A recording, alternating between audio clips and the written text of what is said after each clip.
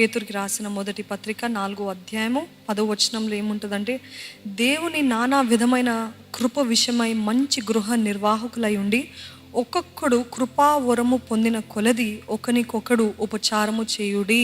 Serve regularly అంటే పరిచర్య చేయండి. దేవుడు మీకు ఒక గిఫ్ట్ ఇచ్చాడు, అది సేవకై వాడండి.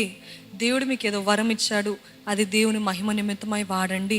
దేవుని పరిచర్యలో నేను వాడబడతాను అని తీర్మానం చేసుకున్నవారు చేతులెత్తి హల్లెలూయా చెప్తారా? చూసారు ఎంత తగ్గిపోయిందో.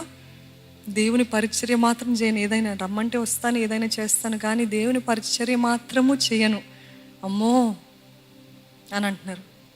తీర్మానము మీ ఇష్టం, కానీ చెప్పదలుచుకున్నది నేను చెప్తున్నానండి. తీర్మానము మీ ఇష్టమే, కానీ ప్రతిఫలము కోరొద్దు. When you serve is when you receive. నేను అనేది డబ్బుల గురించి కాదండి. మీరు ఎంతగా ఇస్తారో అంతగా నూరంతలు ఆశీర్వదించే దేవుడు. సారెపాత విధవరాలు ఇచ్చింది కొంచెమే, పొందుకుంది గొప్పది. దేవుడు మీకు కృపావరం ఇచ్చాడా? నాకు ఏదో ఒక తలాంత్ ఉంది, నాకు ఏదో ఒక గిఫ్ట్ ఉంది అన్నవారు ఇక్కడ ఎవరైనా ఉన్నారా? There is something. ప్రార్థన చేసే వరము, విశ్వాసం అనే వరము, లేకపోతే మ్యూజిక్ వాయించే వరము, లేకపోతే అషరింగ్ అంటే అందరినీ ప్రేమతో ఆహ్వానించే వరము, నాకు చాలా కష్టము చేయాలనే ఆశ ఉంది, జీల్ ఉంది, I can do any extent, ఎంతగైనా కష్టపడతాను. ఇవన్నీ కూడా కృపావరాలే. ఇవన్నీ ఉన్నవారు ఉన్నారా ఇక్కడ? దీంట్లో ఒక్కటైనా ఉన్నవారు ఉన్నారా? ఉన్నవారు ఉన్నట్లయితే దేవుడు మనతో చెప్పేది ఏంటో తెలుసా? Serve regularly. పరిచర్య చేయండి. మీకు కృపావరము పొందిన కొలది ఒకరినొక్కడు ఉపచారము చేయుడి. రోమిలికి రాసిన పత్రిక 15వ అధ్యాయము 4వ వచనము, ఏలయనగా ఓర్పు వలనను లేఖనము వలను ఆదరణ వలను మనకు నిరీక్షణ కలుగుటకై పూర్వమందు వ్రాయబడినవన్నీ మనకు బోధ కలుగు నిమిత్తము వ్రాయబడి ఉన్నవి. ఇప్పటికే నేను బైబిల్ చదవడము స్టార్ట్ చేశాను అన్నవారు ఉన్నారా? I have started reading the Bible from the beginning. మొదటి నుండి స్టార్ట్ చేశాను అన్నవారు ఉన్నారా? చేతులు బాగా ఎత్తండి. వండర్ఫుల్. కొనసాగించగలుగుతున్నారా? ఆపేయాలనుకుంటున్నారా? బైబిల్ చదువుదామండి. Read the Bible. The more you read, the more God gives you not only heavenly wisdom but the earthly wisdom, the worldly wisdom, the worldly knowledge as well. ఈ లోకంలో ఎలాగ బ్రతకాలి, ఈ లోకంలో ఎలాగ జీవించాలి, ఎవరితో ఎలాగ మాట్లాడాలి, ఎలాగ క్షమించాలి, ఏ రీతిగా నా ముందు జీవితాన్ని కొనసాగించాలి, ఎవ్రీథింగ్. ఏ మోటివేషన్ బుక్ చెప్పదు, ఏ మోటివేషన్ స్పీచెస్ మనకి ఇవ్వవు, కానీ బైబిల్ అన్నిటికంటే ముఖ్యమైనది. బైబిల్. Read the Bible. ఈ సంవత్సరం తీర్మానం చేసుకోండి, ఏది ఎదురొచ్చినా నేను బైబిల్ చదివి ముగిస్తాను. ఏదో నామకార్థంగా కాదు, ఈ 365 days లోపల నేను ముగిస్తాను అట్లాంటి లిమిట్స్ పెట్టుకోకండి. మీకు ఒకవేళ ఆ వాక్యం అర్థం కాకపోతే కనీసం 3-4 సార్లు అయినా చదవండి. టైం అయిపోతుంది కదా, దినాలు గడిచిపోతున్నాయి. Don't put limits. మీరు జీర్ణించుకొని మీకు అర్థమైన తర్వాత దాని ఉన్న సారం అంతా మీరు పొందుకున్న తర్వాత అప్పుడు నెక్స్ట్ చాప్టర్కి వెళ్ళండి. Don't put limits. కానీ గురి ఏంటిదంటే, నేను బైబిల్ స్టార్ట్ చేశాను, అది ఫినిష్ అనే గోల్ ఉండాలి, కానీ don't put time limits. So దేవుని సన్నిధిలో, దేవా నీ వాక్యాన్ని చదివే కృపను దయచేయ. అది ఒక వచనమైనా, ఒక అధ్యాయమైనా, లేకపోతే 2 అధ్యాయాలైనా. I'm not putting limits. Bible plans అనేకమైన ఉంటుంది. It is good to have plans. కానీ అది ముగించాలనే తిప్పతోటి, ఆ తాపత్రయంతో ఏంటిదంటే, ఏమి చదువుతున్నారో కూడా వాడికి అర్థం కాదు, ఏమి చదువుతున్నారో వారు గ్రహించుకోరు, ధ్యానించుకోరు. కానీ ఏదో చదవాము, ముగించేసాము, ఎక్కిందా అర్థమైందా, నాకు అవసరం లేదు, నేను ముగించానా? No, that is not a good. యెహోవా ధర్మశాస్త్రమును ధ్యానించువాడు, చదివేవాడు అని రాయబడిందా? ధ్యానించేవాడు అంటే, ధ్యానించాలంటే ఒక వచనము మీకు స్టాండింగ్ అవుట్, ఒక వచనం ప్రత్యేకంగా మీకు నిలబడుతుందేమో. ఏంటి వచనము మరల నేను ఎంత ముందుకు వెళ్ళాలన్నా అదే ఆపేస్తుంది, అక్కడే ఆగిపోతున్నాను అంటే, అది మొత్తం అర్థమయ్యే వరకు, జీర్ణించుకునేంత వరకు దానిపైన ఉండండి. దాని తర్వాత ముందుకు వెళ్దామండి. మత్తయి సువార్త 28వ అధ్యాయము 19 నుండి 20 వచనాలు. కాబట్టి మీరు వెళ్ళి సమస్త జనులను శిష్యులనుగా చేయుడి, తండ్రి యొక్కయు కుమారుని యొక్కయు పరిశుద్ధాత్మ యొక్కయు నామములోనికి వారికి బాప్తిస్మం ఇచ్చుచు, నేను మీకు ఏ సంగతులను ఆజ్ఞాపించుతునో వాటినన్నిటినీ గైకొనవలెనని వారికి బోధించుడి. ఇదిగో నేను యుగ సమాప్తి వరకు సదాకాలము మీతో కూడా ఉన్నానని వారితో చెప్పాను. షేర్ ద గాస్పుల్, సువార్తని ప్రకటించండి. నాకు కాదు, అమ్మో నా వల్ల కాదు అనకండి అని అనుకుంటున్నారా?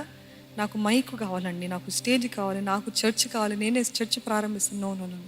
Where ever you are planted, ఎక్కడైతే నాటబడ్డారో అక్కడ సువార్తని చెప్పండి. ఈరోజు నేను ఇక్కడ ఉన్నాను అంటే, దైవజనులు ఇక్కడ ఉన్నారంటే, ఆ రోజు సువార్త చెప్పకపోయి ఉంటే తప్పకుండా ఇక్కడ ఉండేవాళ్ళం కాదు. ఆ రోజు మా స్నేహితులకి అర్థమైన, హాస్యం చేసిన, వెటకారం మాట్లాడిన, ఏదో చిన్న చూపు చూసినా నేను చెప్పదలుచుకుని చెప్పే ఆ కాలేజ్ నుండి బయటకు వచ్చాను. తెలుసా, I never got chance to work. కానీ నేను చదివినంత వరకు నేను నా తోటి స్నేహితురాలతోటి పంచుకున్నాను దేవుని వాక్యం.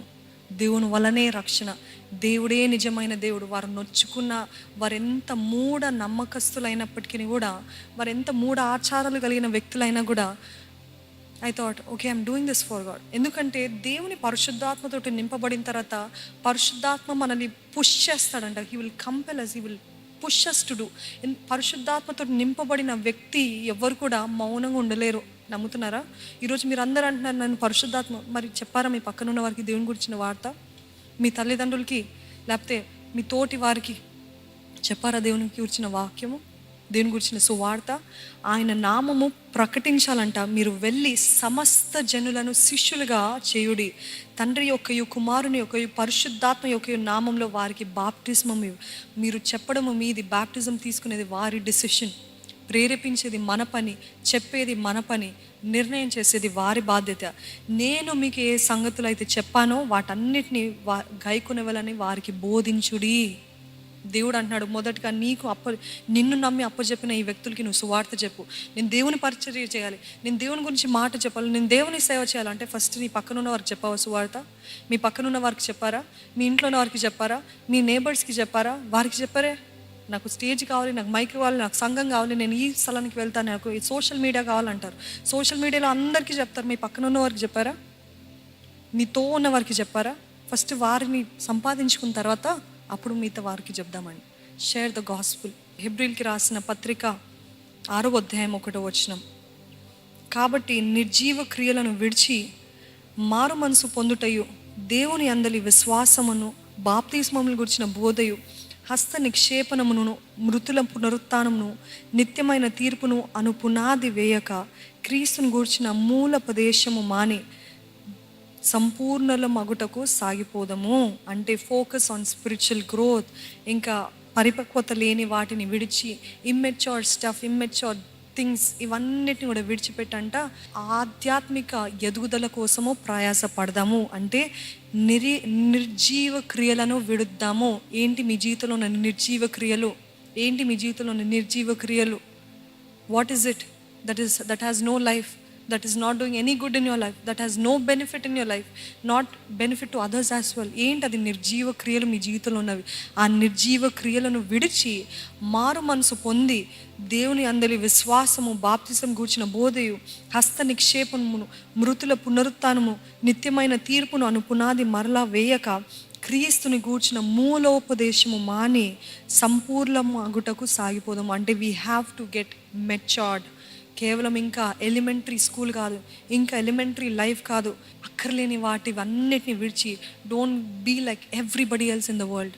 లోకానుసారులుగా ఉండకుండా go for mature teaching, go for matured things, go for matured spiritual life, spiritual growth. ఆ రీతిగా మీరు ఫోకస్, దానిపైన మీ దృష్టి ఉంచండి.